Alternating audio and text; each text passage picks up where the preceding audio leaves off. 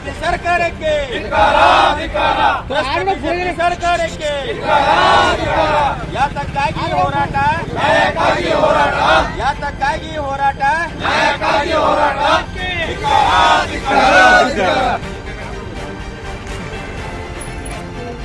2014 से पहले तमाम आवाम इस बात से परेशान थी कि पेट्रोल के और गैस सिलेंडर्स के दाम बढ़ रहे हैं। 2014 में जब बीजेपी हुकूमत आई तो नरेंद्र मोदी ये बात बोलने पे ये बात ऐलान किए कि मेरे आने की वजह से मुल्क में खुशहाली आ गई। ये खुशहाली, ये अच्छे दिन वो बस एक तकरीर तक ही महदूद रह गए। उसके बाद मुसलसल जिस अंदाज में ये हुकूमत काम कर रही है, 2016 में डिमोनेटाइजेशन का काम किए, जिसकी वजह से आवाम को अपने पैसों से महरूम होना पड़ा। फिर उसके बाद में जीएसटी को लागू किया गया 2018 से पहले। फिर उसके बाद आहिस्ता आहिस्ता तमाम तर चीज़ों के ऊपर जीएसटी लागू करना शुरू कर दिया। जिस पर जीएसटी लागू करना चाहिए उस पर लागू नहीं किया गया। और वो क्या चीज़ है? वो है पेट्रोल और डीजल। जीएसटी दरअसल स्टेट और सेंट्रल गवर्नमेंट दोनों मिलकर हिस्सेदार होते हैं जीएसटी के अंदर।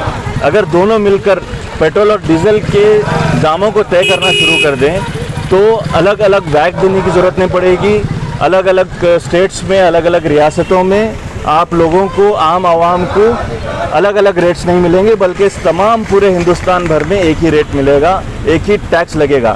18% भी अगर जीएसटी लगता है तो जो पेट्रोल और डीजल की वजह से आम आवाम को दुश्वारी हो रही है, मिसाल के तौर पर तमाम तर जो चीज़ें हैं, चाहे वो अनाज से लेकर तमाम हमारी रोज़मर्रा की ज़िंदगी की चीज़ें हैं, ट्रांसपोर्टेशन उसी से वो पेट्रोल और डीजल की बुनियाद पर ही होता है।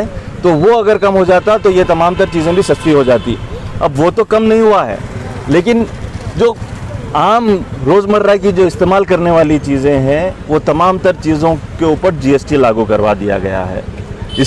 इसकी वजह से आपको अनाज के ऊपर 5% जीएसटी देना पड़ रहा है जो एडेड रहेगा। और उसमें भी मार इस बात की है कि गरीब जो किराना दुकान डालकर अपने रोज़गार करता है वो किराना दुकान वाले को जीएसटी देना पड़ेगा। यानी कि वो जीएसटी, उसको अपना एक जीएसटी सर्टिफिकेट बनाना पड़ेगा, जीएसटी के अंदर उसको शामिल होना पड़ेगा, फिर उसके बाद में वो जीएसटी लगाना पड़ेगा। जो इस मामले में आते नहीं थे, जीएसटी के दायरे में नहीं आते थे, वो लोगों को भी जीएसटी के दायरे में लाया गया है। इसीलिए स्मॉल ट्रेडर्स, छोटे कारोबारी तमाम पूरे मुल्क में एहतजाज करने पर मजबूर हो गए हैं।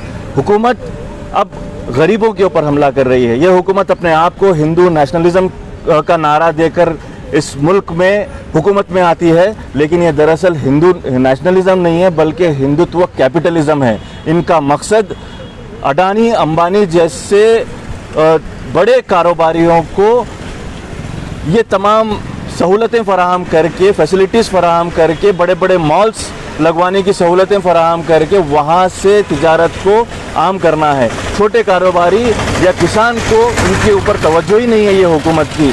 लिहाजा ये हुकूमत को चाहिए कि वो जो है नरेंद्र मोदी को फौरी तौर पर आवाम को जिस अंदाज से वो तकलीफ़ दे रहे हैं उसकी बुनियाद पर उनको इस्तीफ़ा दे देना चाहिए। ये हुकूमत को इस्तीफ़ा दे देना चाहिए। निर्मला सीतारामन फाइनेंस मिनिस्टर को इस्तीफ़ा दे देना चाहिए। ये हुकूमत नहीं चल सकती है इस तरीके से। ये लोग कर्जे में लोगों को मुब्तला कर रहे हैं और पूरे हिंदुस्तान का जो फॉरेक्स होता है वो ख़त्म होने की कगार पर आना शुरू हो जाएगा अगर इसी तरीके से आम आवाम को, मजलूम आवाम को परेशान करते रहेंगे। हमारी ये गुजारिश है, हमारी ये अपील है कि फौरी तौर पर जो अनाज के ऊपर, जो पनीर के ऊपर, दही के ऊपर और मुख्तलिफ चीज़ों के ऊपर जो टैक्सेस लगाए गए हैं उसको फौरी तौर पर ख़त्म कर दिया जाए और उन्हें फिर एक बार टैक्स फ्री कर दिया जाए। आज जो है डीसी ऑफिस में एक प्रोटेस्ट कर रहे हैं हम जनता दल की तरफ से। उसका रीज़न ये है कि भाई अब डे बाई डे जो है पेट्रोल डीजल का रेट तो बढ़ रहा था, देख रहे थे। अब खाने के जो नॉर्मल चीज़ें हैं जो रेगुलर डेली यूज़ के वास्ते आते हैं, जैसे दही की पैकेट है, तेल की पैकेट है, अनाज है, तुअर की दाल है, तमाम मतलब ब्रेड जाम के ऊपर भी ये लोग आज जीएसटी लगा रहे हैं। तो ये आने वाले दिनों में ये आम आदमी के ऊपर, जो नॉर्मल लोग थे जो काम करने वाले लोग हैं, जो किसान हैं और जो गौंडी काम लेबर काम करने वाले हैं, वो लोग जो है दही की पैकेट लेकर रोटी और दही खाते थे, तो वो भी ये सरकार को देखा नहीं जा रहा है। और बच्चों का जो एजुकेशन का मामला है, जहाँ पर स्टेशनरी का पूरा सामान लगता है, पेंसिल से लेके रबर से लेके हर एक उसके ऊपर भी जीएसटी लगाए। ये लोग 5% से 18% तक जीएसटी लगाए हुए हैं। अगर 100 रुपये में अगर 20 रुपये आदमी काम करने वाला नॉर्मल उसकी 200 रुपये पगार रहती है, अगर 100 रुपये में अगर 20 रुपये अगर उन्हें उसको जीएसटी को भरेंगे तो 80 रुपये में खाएगा क्या? अगर तो ये लोग ये चाह रहे हैं कि भाई आने वाले दिनों में नॉर्मल जो भी लोग गरीब लोग रहते हैं उनका निवाला छीनने का काम भी ये लोग करें। एक तो बाढ़ की तरफ से, पानी की तरफ से पूरा स्टेट के अंदर जो है पानी की पूरी बाढ़ की तरफ फसल खराब हो गई, किसान परेशान है। और कोविड के अंदर एजुकेशन के बारे में पूरे लोग जो भी जितने भी काम करने वाले थे, कारीगर लोग थे, वो लोगों को सैलरी नहीं, तरफ से तनख्वाह नहीं मिलने की तरफ से वो लोग भी आज कर्जा लेके, वो पुराना कर्जा 2 साल 3 साल का जो हुआ था वो अभी तक फेड नहीं सके। उन्होंने इंटरेस्ट भरते काम कर रहे हैं आवाम लोग, जो नॉर्मल लोग। उसके बावजूद भी फिर ये लोग ये जीएसटी लाने का मतलब ये है कि भाई इंडिया के अंदर पूरों के पास से पैसा निकालना, गरीब से गरीब आदमी के पास से पैसा निकाल कर पूरे अपने घर भर लेना, ये इनका एक एजेंडा दिख रहा है। पहले तो इनका आरएसएस का एजेंडा था कि बीजेपी का ये लोग कम्युनल हाई बोल के पूरा पार्टी लोगों को दिखाते थे। अब ये लोग कम्युनलिज्म छोड़ के क्या कर रहे हैं मालूम है?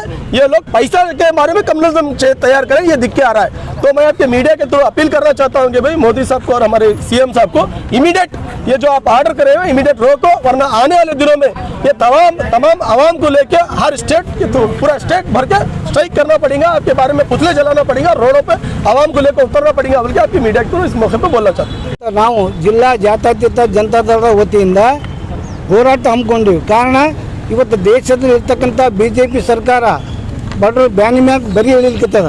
ಯಾಕಂದ್ರೆ ಪ್ರತಿಯೊಂದು ಧಾನ್ಯಗಳ ಮೇಲೆ ಇವತ್ತು GST ಏರದ. ಮೊಸರು, ಹಾಲು, ಮಜ್ಜಿಗೆ, ಲಸ್ಸಿ ನೀವು ಪ್ರತಿಯೊಂದಲ್ಲೂ ತೋರಿ ಇವತ್ತು ಬಿಜೆಪಿ ಸರ್ಕಾರ ದುಡ್ಡಾಡಳಿತ ನಡೆಸಿ ಜನರಿಗೆ ನಮ್ಮ ತೊಂದರೆ ಕೊಡ್ತಾ ಇದ್ದಾರೆ. ಅದನ್ನು ಖಂಡಿಸಿ ಇವತ್ತು ನಾವು ಹೋರಾಟ ಹಮ್ಮಿಕೊಂಡಿವಿ. ಈಗ ನಿಮ್ಗೆ ಸರ್ಕಾರ ನಡೆಸಲಿಕ್ಕೆ ಬರ್ತಿತ್ತು ಅಂದ್ರೆ ನಡೆಸಿರಿ, ಇಲ್ಲ ಅಂದ್ರೆ ಬಿಟ್ಟು ಮನೆಗೆ ಹೋಗ್ರಿ. ಯಾಕಂದ್ರೆ ಇವತ್ತು ದೇಶದಾಗ ಇರ್ತಕ್ಕಂಥ ನಾವೆಲ್ಲನೂ ಒಳ್ಳೇದು ಮಾಡ್ಕೊತೀವಿ. ಇವತ್ತು ನಿಮ್ಮ ದೇಶದ ನಿಮ್ಮ ಪಕ್ಷದ ಒಬ್ಬ ಸುಬ್ರಹ್ಮಣ್ಯಂ ಸ್ವಾಮಿ ನಿಮಗೆ ಉಗುಳೇನ, ಅಮಿತ್ ಶಾ, ನರೇಂದ್ರ ಮೋದಿ, ಬಸವರಾಜ ಬೊಮ್ಮಾಯಿ ರಾಜ್ಯದ ಮುಖ್ಯಮಂತ್ರಿಯಾಗಿ ನೀವೇನು ಕೆಲಸ ಮಾಡ್ಕೊತೀರಿ ಅಂತಕ್ಕಂಥದ್ದು ಗೊತ್ತದ. ಇವತ್ತು ಮಳೆ ಬಂದು ಬೆಳೆ ಪರಿಹಾರ ಕೊಟ್ಟಿಲ್ಲ, ಮನೆಗಳು ಬಿದ್ದು ಅವ್ರಿಗೆ ಯಾವುದೋ ಕಂಪನ್ಸೇಷನ್ ಕೊಟ್ಟಿಲ್ಲ ನೀವು. ಅದಕ್ಕಾಗಿ ನೀವು ಮುಂಬರ್ತಾ ದಿನಗಳಲ್ಲಿ ಇವತ್ತು ಪ್ರತಿಯೊಂದೆಲ್ಲನೂ ಕೂಡ ನೀವು ದೇಶವನ್ನು ದ್ವೇಷದಿಂದ ನೋಡ್ಕೊತೀರಿ. ಯಾಕಂದ್ರೆ ದ್ವೇಷ ರಾಜಕಾರಣನೇ ಮಾಡ್ಕೊತೀರಿ ನೀವು. ರಾಷ್ಟ್ರ ಒಳ್ಳೇದು ಮಾಡಬೇಕು, ನಾವು ಜನರಿಗೆ ಒಳ್ಳೇದು ಮಾಡಬೇಕು, ಬಡರಿಗೆ ಒಳ್ಳೇದು ಮಾಡಬೇಕು, ದೀನ ದಲಿತರಿಗೆ ಒಳ್ಳೇದು ಮಾಡ್ಬೇಕಂತ ವಿಚಾರ ನಿಮ್ಮಲ್ಲಿ ಇಲ್ಲೇ ಇಲ್ಲ. ಸಂವಿಧಾನ ಪ್ರಕಾರ ಹೋಗ್ಬೇಕಂತ ವಿಚಾರ ಮೊದಲೇ ಇಲ್ಲ. ಬರೀ ನೀವು RSS ನೀತಿಯನ್ನು ಪಾಲಿಸುತ್ತಾ RSS ನೀತಿಗೆ ಅನುಸಾರವಾಗಿ ನೀವು ಸರ್ಕಾರ ನಡೆಸಲಿಕತ್ತೀರಿ. ಈಗ ದೇಶದಾಗಿರ್ತಕ್ಕಂಥ ಇವತ್ತು RSS ಏನು ಅಜೆಂಡಾ ಅದ, ಆ RSS ಅಜೆಂಡಾ ಮೇಲೆ ನರೇಂದ್ರ ಮೋದಿ, ಅಮಿತ್ ಶಾ ಪ್ರತಿಬದ್ಧ ಇಲ್ಲಿ ರಾಜ್ಯದ ಮುಖ್ಯಮಂತ್ರಿ ಬಸವರಾಜ ಬೊಮ್ಮಾಯಿ ನಡೀತಾ ಇದ್ರು. ದಯಮಾಡಿ ಬಡರನ್ನು ಕೊಲ್ಲಬೇಡ್ರಿ, ಜನರನ್ನು ಕೊಲ್ಲಬೇಡ್ರಿ. ಇವತ್ತು ನೀವು GST ಏರಿಸಿ ಪ್ರತಿಯೊಂದರ ಮ್ಯಾಗಲೆಲ್ಲ ದಿನನಿತ್ಯ ಊಟ ಮಾಡ್ತಕ್ಕಂಥ ವಸ್ತುಗಳ ಮೇಲೆ ಏನಪ್ಪ ಅಂದ್ರೆ GST ಏರಿರಿ. ಅಂದರೆ ನಿಮಗೆ ದೇಶ ನಡೆಸಬೇಕಾದ್ರೆ ದುಡ್ಡು ಬೇಕಾದ್ರೆ ದುಡ್ಡು ಇಲ್ಲಾಂದ್ರೆ ಹ್ಯಾಂಗಾರೆ ಮಾಡಿ ಇವತ್ತು ಬೂಟ್ ಪಾಲಿಸ್ ಮಾಡೋನು ಕೂಡ ನಮಗೆ GST ಕೂಲಿ ಅನ್ನೋ ಮಾತಿಗೆ ನೀವು ಬಂದಿರಿ. ಆಗ ದುಡ್ಡು ಬೇಕು, ನಿಮ್ಗೆ ದುಡ್ಡು ಕೊಟ್ಟರೆ ಸಾಕು ನಮ್ಗೆ. ಇವತ್ತು ನಾ ದೇಶದ ಪ್ರಧಾನಮಂತ್ರಿ ಇರ್ಬೇಕು, RSS ಏನು ಹೇಳ್ತಾರೆ ಅದನ್ನ ಕೇಳಿ ಮಾಡ್ಬೇಕು. ಮುಖ್ಯಮಂತ್ರಿ ಇರಬೇಕಾದ್ರೆ ನಾವು ಅವ್ರು ಏನು ಹೇಳ್ತಾರೆ ಅದು ಕೇಳ್ತೀನಿ. ಆ ನಿಟ್ಟಿಗೆ ನೀವು ಬಂದಿರಿ. ದಯಮಾಡಿ ನಿಮ್ಮಂಥವ್ರು ಇದ್ದರೆ ಇವತ್ತು ದೇಶ ಸತ್ಯನಾಶ ಹೋಗ್ತದೆ, ದೇಶ ಹಾಳಾಗುತ್ತೆ. ದೇಶದ ಪರಿಸ್ಥಿತಿ ಶ್ರೀಲಂಕಾ ಆದಂಗೆ ಆಗ್ತಂತಕ್ಕಂಥ ವಿಚಾರ ನಾನು ಹೇಳ್ತಾ ಇದ್ದೀನಿ. ಈ ಶ್ರೀಲಂಕಾ ಆಗಲು ದಯಮಾಡಿ ನೀವು ಬಿಡಬೇಡಿ. ಯಾಕಂದ್ರೆ ದೇಶದಾಗಿರ್ತಕ್ಕಂಥ ಜನರ ಮೇಲೆ ಸರ್ಕಾರ ನಡೀತದೆ. ಇವತ್ತು ದೇಶದಾಗಿರ್ತಕ್ಕಂಥ ಜನರು ಬಿಟ್ಟು ಅಂದ್ರೆ ನಿಮ್ಗೆ ತೊಂದರೆ ಆಗೋದು ಖಚಿತ. ನಿಮಗೆ ತಕ್ಕ ಪಾಠ ಬುದ್ಧಿ ಕಲಿಸ್ತಕ್ಕಂಥ ವಿಚಾರ ನಾವು ಮಾಡ್ತೀವಿ. ಮುಂದೆ ಬರ್ತಕ್ಕಂಥ ದಿನಮಾನಗಳಲ್ಲಿ ಜನರು ನಿಮಗೆ ಬೆಂಬಲ ಆಗಿರಲ್ಲ, ನಿಮಗೆ ಸೋಲಿಸಿ ನಿಮ್ಮ ಮನೆ ಕಳಿಸುವಂತಕ್ಕಂಥ ಮಾತನ್ನು ಹೇಳ್ತೀನಿ. ಹೇಳಿ ನನ್ನ ಹೆಸರು ಶ್ಯಾಮರಾವ್ ಸುಂದನ್, ಜಿಲ್ಲಾ ಜನತಾದಳದ ಮಹಾಪ್ರಧಾನ ಕಾರ್ಯದರ್ಶಿ.